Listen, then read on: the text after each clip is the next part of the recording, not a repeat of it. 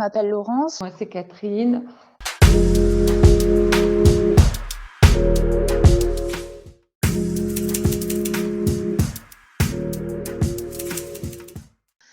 Conserver absolument tous les comptes rendus médicaux, de les ranger dans un classeur, de voir un neurologue, d'avoir un médecin traitant à l'écoute.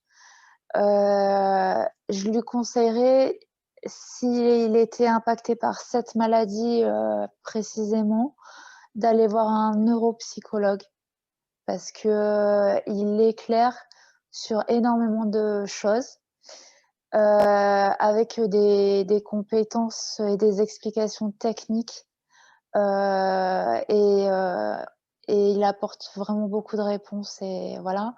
Je lui conseillerais de travailler la gestion de ses émotions. Moi, je lui conseillerais la sophrologie, l'hypnose, tout un tas de techniques comme ça. Et après, je lui conseillerais de m'appeler si ça va pas parce que j'ai plein de tuyaux à lui donner.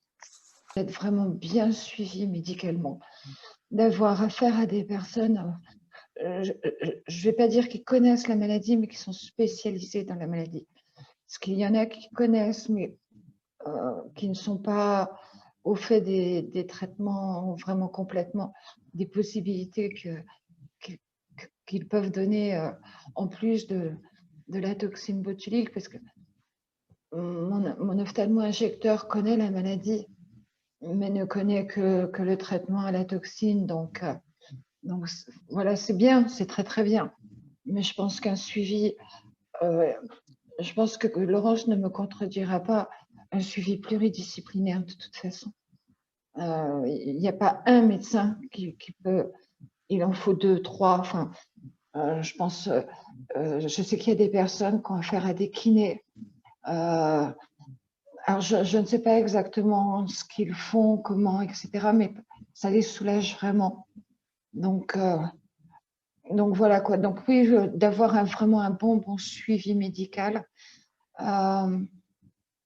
de garder le moral, de ne pas hésiter à en parler et de savoir qu'ils ne sont pas seuls et qu'il y a du monde avec eux, pour eux, et qui sont là pour les aider, parce que c'est vraiment très très important.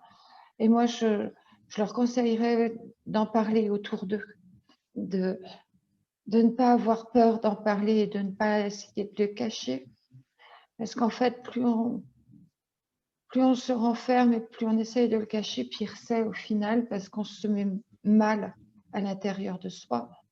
Et la maladie prend le dessus, comme à chaque fois. De toute façon, la maladie, de toute façon, elle est vraiment insidieuse, parce que dès que vous avez du stress, des émotions fortes, qu'elles soient bonnes ou mauvaises, hein, mais des émotions fortes, des périodes de doute, elle prend la place, elle s'invite, elle s'installe, et il ne faut pas la laisser faire, en fait. Il faut vraiment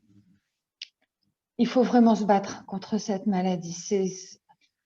Ça fait bizarre à dire, hein, mais il faut vraiment se battre. C'est pas une simple maladie qui vient, qui passe et qui s'en va, quoi. Il faut apprendre à vivre avec.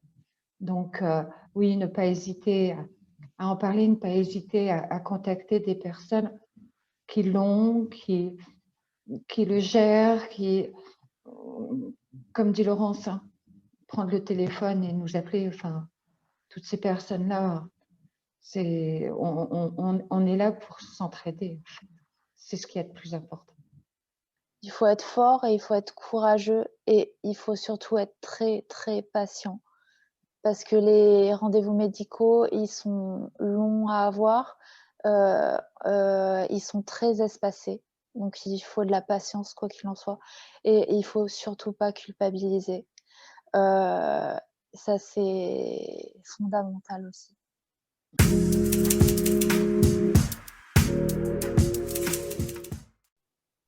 quand je fais un vœu, je fais tout le temps des vœux, je demande, le bonheur, l'amour et la santé et je sais qu'il faut que je retrouve, l'estime de moi et la confiance en moi et j'y suis pas encore arrivée totalement. C'est d'avoir une bonne équipe médicale derrière moi et qui me fasse avancer un peu plus. Voilà, c'est vraiment mon gros souhait là tout de suite. Le reste, bon, on verra après.